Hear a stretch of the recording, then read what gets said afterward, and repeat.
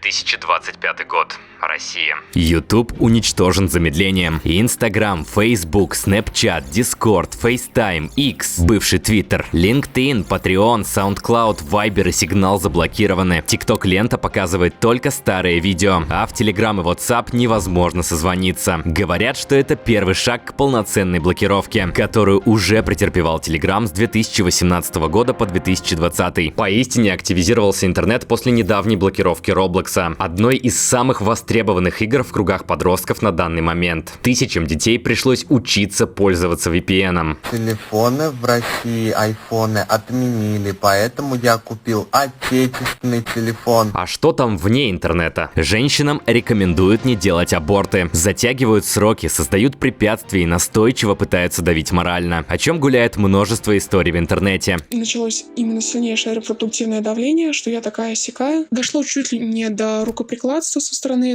этой психологини. Одной из неразрешенных пока проблем нашего времени по-прежнему остаются аборты. Однако частные клиники до сих пор не передают государству всю свою отчетность. А вот сенаторша Маргарита Павлова считает, что нужно перестать девушек ориентировать на получение высшего образования. Музыкантам запрещают писать в своих текстах слова, которые пропагандируют вещества, изменяющие сознание. Однако скрывать пришлось не только их название, но и слово «юзать», что переводится как «использовать». Спрятаны были даже изречения в некоторых старых композициях, и теперь некоторые из них выглядят вот так.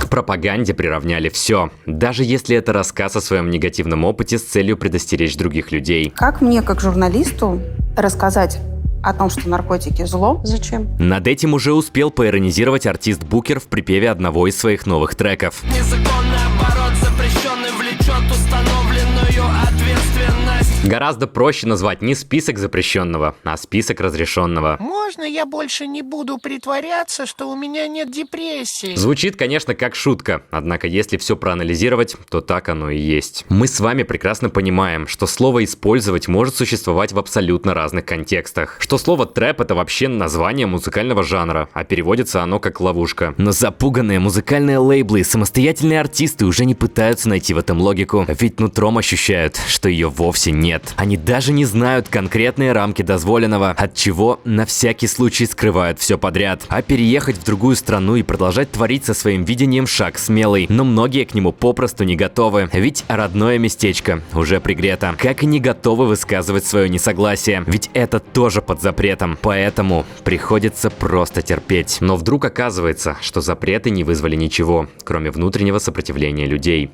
И все это было лишь лечением симптомов. Артисты продолжают искать лазейки в законах, а их песни не стали патриотическими. Проблема зависимости настолько велика, что большинство людей отчетливо знает каждое замаскированное слово в композициях. Женщины не прозрели, а поехали за абортом в другие регионы. Пользователи запрещенных приложений даже после рекламы стоимостью в 1 миллиард рублей не перешли в ВК, Макс и Рутуб, а оплатили себе подписку на лучшие VPN. А дети, которым, к примеру, напрочь запретили играть в игры, выросли вот с такими мыслями. Сегодня мы обсудим запреты не с политической точки зрения, а с психологической. Почему это не просто бесполезно, но и губительно. В ролике нет никакой рекламы, поэтому я просто попрошу вас подписаться на мой ТГ-канал. Там больше пищи для размышлений. Полетели. Исторически, как в эпоху сухого закона в США, запреты приводили к подпольному потреблению и росту преступности, а не к снижению проблемы. Вы наверняка очень много раз слышали фразу «запретный плод сладок». В 1966 году Джек Брэм разработал теорию психологического реактивного сопротивления. Она объясняет реакцию людей на уменьшение степени личного контроля над ситуацией, а именно на запреты. Реактивное сопротивление – это мотивационное состояние, возникающее в ситуации, когда какое-либо внешнее условие, другой человек, предложение или же правило ограничивает свободу или создает угрозу ограничения проявлений человека. Главная задача такого поведения – сопротивление с целью вернуть утраченное. Всякий раз, когда что-то ограничивает выбор или лишает человека возможности выбрать, возникает потребность сохранения своей свободы. Это заставляет желать запрещенный объект или недоступную возможность действия значительно сильнее, чем прежде. Например, исследования показывают, если запретить книгу, то ее читает больше людей. Но ведь именно запреты так или иначе могут предостерегать людей от противоправных действий и проблем. Скажете вы.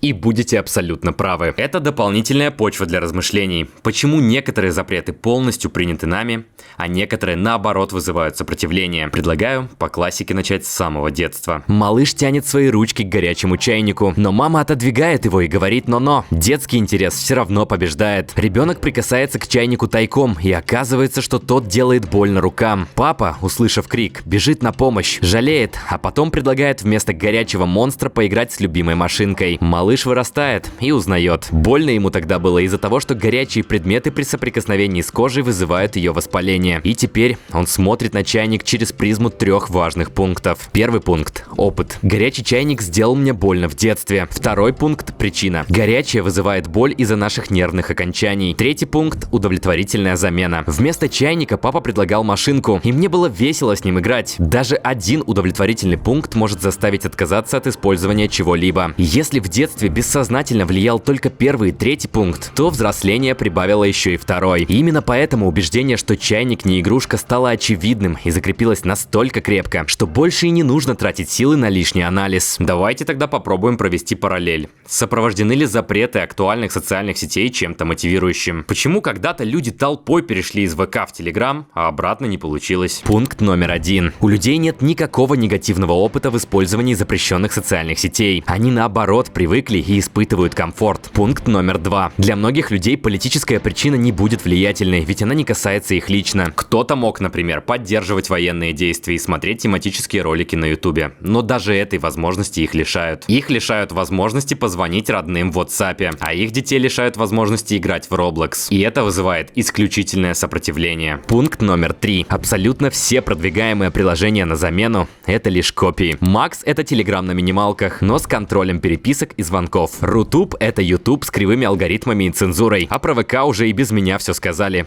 Не буду тратить на это время. Что мы имеем? У людей нет абсолютно никакой мотивации что-то менять и доверять чужому выбору. Причина не объясняется. Взамен предлагается неудобная вторичка. А YouTube и Instagram все еще устраивают, хоть и с VPN. Казалось бы, зачем тогда нужно вообще что-то запрещать, если это бесполезно? Разве не проще с людьми договариваться и дружить, а не идти против их интересов? Нет, не проще, а гораздо сложнее. Для этого нужно узнавать их мнение, развиваться психологически, вкладываться творчески в создание новых ресурсов, чтобы опережать конкурентов по успешности, объяснять людям, почему они должны перейти именно на государственные приложения. А запрет что? Создал закон, выпустил и не оставил никому никакого выбора, кроме подчинения. Создал для себя иллюзию контроля, надев розовые очки. И именно такая иллюзия позволяет некоторым мужчинам думать, что если они запрещают своим женщинам контактировать с мужским полом, то они смирятся и терпеливо будут сидеть в 4 стенах, никогда им не изменив. И именно такая иллюзия позволяет власти думать, что если музыканты больше не будут упоминать вещества в своих текстах, то и на улицах ими не будут торговать. Если человек употребляет, ему все нравится, мне это вырезать? Да. А зачем вам это? О проблемах просто перестанут говорить, но они никуда не денутся и будут только прогрессировать. Загубленные судьбы все так же будут валяться под лавочками под аффектом. А действительно эффективные действия, вроде внедрения психологии в общество, создания положительных условий для рождения детей, сексуального образования, создания кампаний по цифровой грамотности, улучшения качества государственных приложений и многого другого вряд ли будут даже рассматриваться. Ведь всю жизнь вопросы решались по старинке. Это превратилось в закоренелую модель поведения. Она формируется в детстве. Если родители бездумно запрещали изучать мир и не хвалили за какие-либо достижения. Детям не позволяют выбирать, даже если речь идет про выбор игрушки. Не дают ошибаться и проживать эмоции. С ними не договариваются, что вызывает лишь обиду и страх. Многие жестоко наказывают малышей и хвастаются их подчиненностью. Но на самом деле не осознают, что ребенок лишь грамотно создает вид. Ведь наказание учит лишь избегать наказания, а не понимать, почему то или иное поведение вредно, теряя доверие к своим родителям. Вы наверняка слышали от матерей что-то вроде «Как мой сын курил за школой?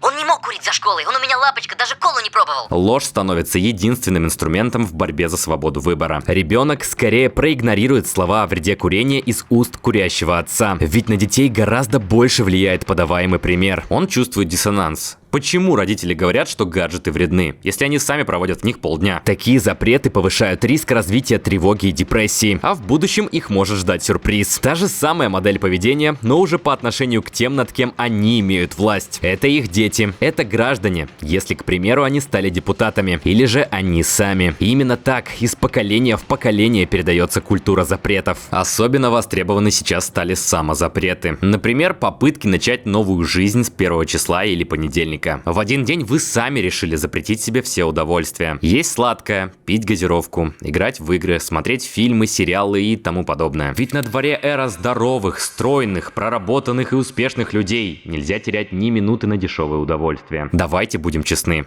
Это почти каждый раз заканчивается жестким срывом. А почему так происходит? Мозг не понимает, что за испытания вы решили ему устроить, отчего считывает такие импульсивные действия, как потерю автономии. Исследования показывают, что такие ограничения вызывают конфликтные мысли, особенно если запрет воспринимается как несправедливый. Как самозапреты, так и запреты извне приводят к циклу. Запрет, напряжение, гиперкомпенсация, а именно возврат потерянного в большем объеме. Предлагаю разобрать на примере. Шприц – это наш организм. Вода – это потребность удовлетворять свои желания путем высвобождения. Палец – это запрет, который бывает экологичным и необходимым, а бывает диктаторским. Предположим, что 1/10 этой воды – это желание попить чай с 3 конфетками. В привычной системе потребность каждый день понемногу достигает своей цели, а потом восполняется снова. «Я не могу оставить свое желание неудовлетворенным, ведь я люблю себя», – говорит сердце и высвобождает часть воды. «Я не буду есть много конфет, ведь это навредит моему организму», – говорит мозг и закрывает проход. А что если мозг полностью перетянет на себя одеяло и запретит есть конфеты? Желания не удовлетворены, а потребность продолжает восполняться и расти, но ей уже просто нет места, от чего сердце бунтует, а вода с гигантским напором пробивает этот запрет. И за раз выходит уже целый шприц. Как вы поняли, это и есть тот самый срыв.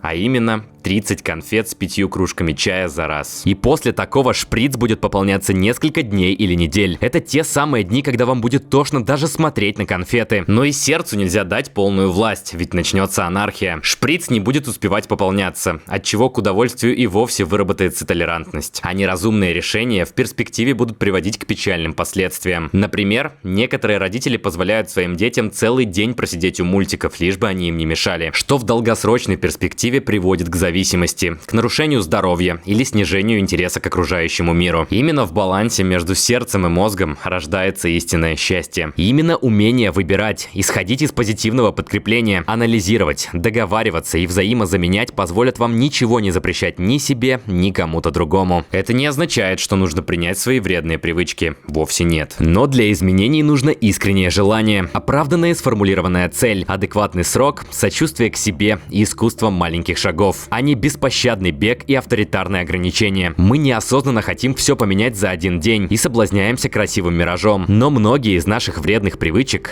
формировались десятилетиями. Дети окончательно встают на ноги только после 1000 попыток сначала держать голову, потом перевернуться, потом ползти, а потом сесть. Судя по всему, где-то по пути мы с вами потеряли мотивацию. Но Мотивацию надо поднять! прислушивайтесь к себе и своим желаниям. Это беспроигрышный фундамент для формирования истинного счастья. И помните, коэффициент полезного действия у бездумных запретов критически мал. И если вы ощущаете, что те или иные запреты слишком сильно повлияли на вашу жизнь, я рекомендую обратиться к специалисту. Ведь только он сможет погрузиться в проблему детально и найти способы вам помочь. Подписывайтесь на мой ТГ-канал. Там больше пищи для размышлений.